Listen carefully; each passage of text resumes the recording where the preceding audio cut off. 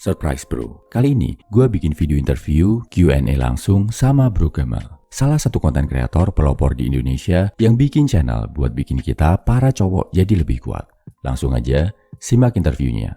Pertama, kalau kita niat ngelakuin self-improvement, memperbaiki diri, bagusnya mulai dari mana? Kita tahu bro, informasi di internet banyak banget berlimpah. Bahkan saking banyaknya informasi, kita jadi kebanjiran informasi, akhirnya konslet dan bingung, malah nggak bergerak sama sekali buat mulai perbaikan. Nah, kalau menurut lo, misal kita udah punya niat untuk mulai self-improvement, mulai paling bagusnya dari mana?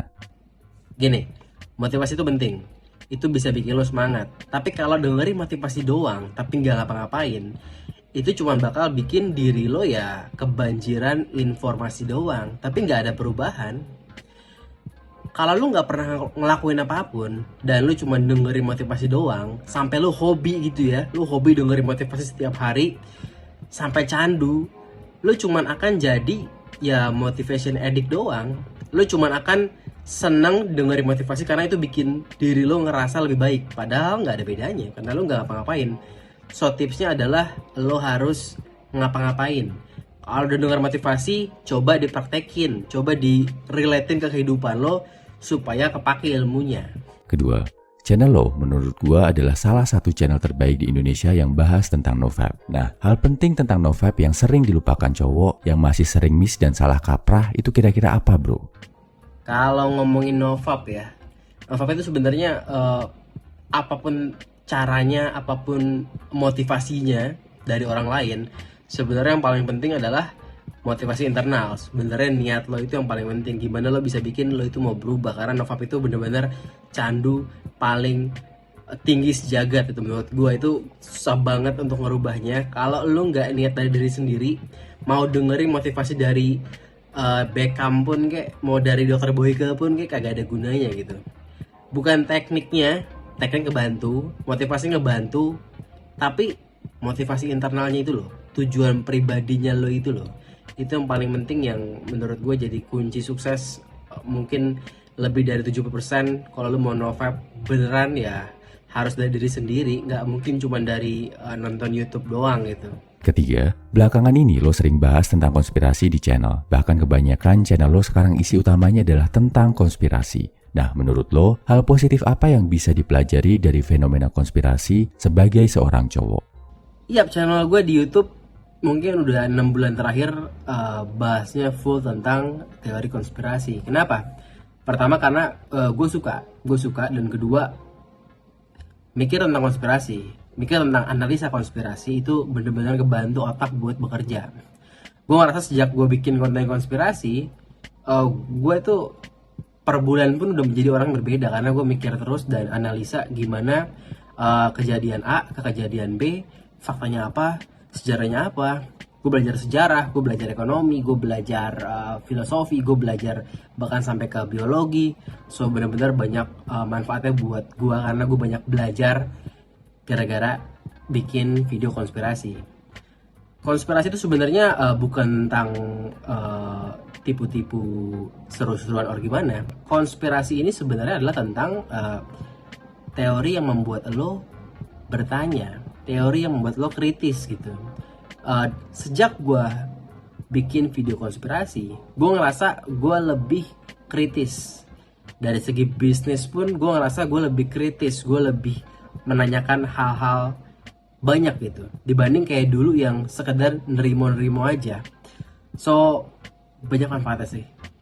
Keempat, gue termasuk cowok yang sama sekali gak aware tentang pentingnya pakai skincare buat cowok bro. Sejauh ini, gue pakai skincare mulai dari sunblock, face wash, sama lotion buat habis berenang, itu pakai punya istri. Dan sejauh ini gak ada masalah sama kulit gue. Nah, bisakah lo kasih pencerahan pentingnya pakai skincare khusus cowok? Terus kalau masih nol banget kayak gue gini, bagusnya mulai dari mana?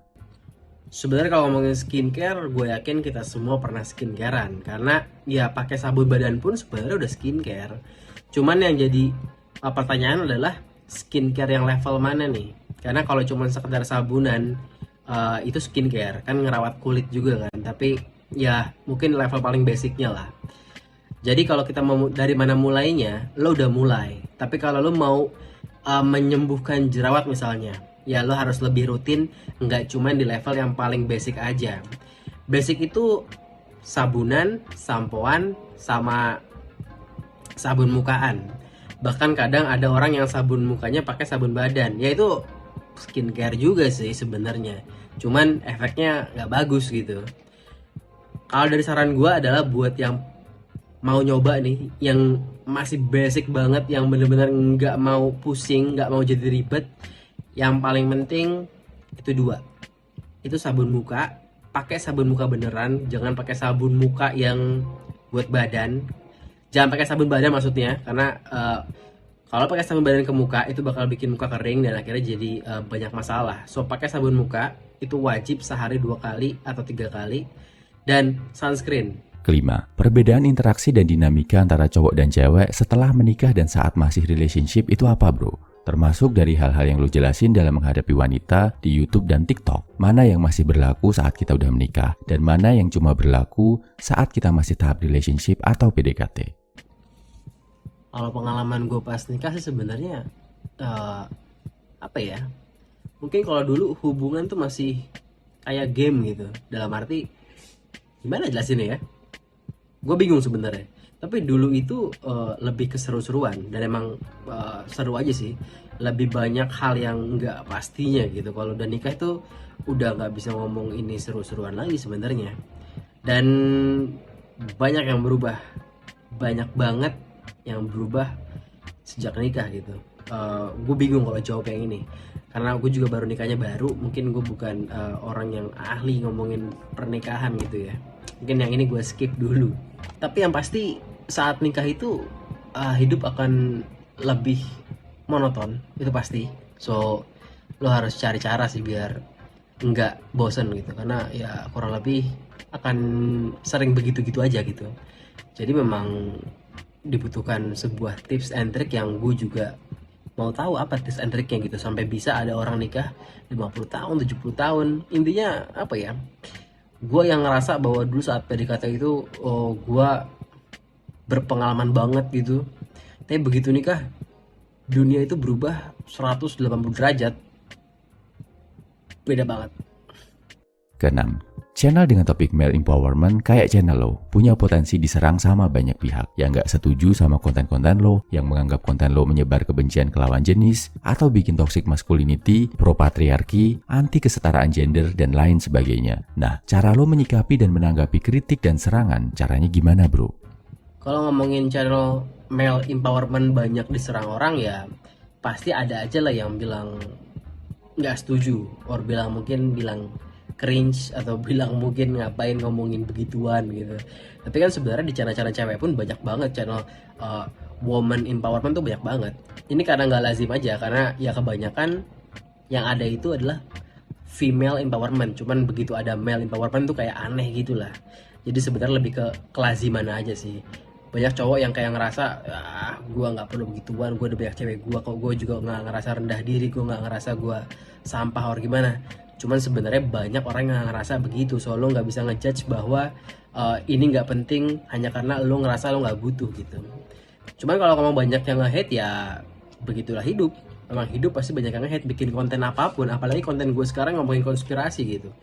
Ya jangan ditanya, memang harus bisa hidup dengan orang yang gak suka sama kita, dan itu adalah latihan dalam hidup. Itulah hidup yang sebenarnya. Kalau kita cuma hidup pengen sama yang setuju-setuju aja, ya lo gak bisa maju juga sih. So ya gak masalah, memang semua orang pasti ada yang gak suka. Presiden pun begitu, gak mungkin semua orang suka sama dia gitu kan.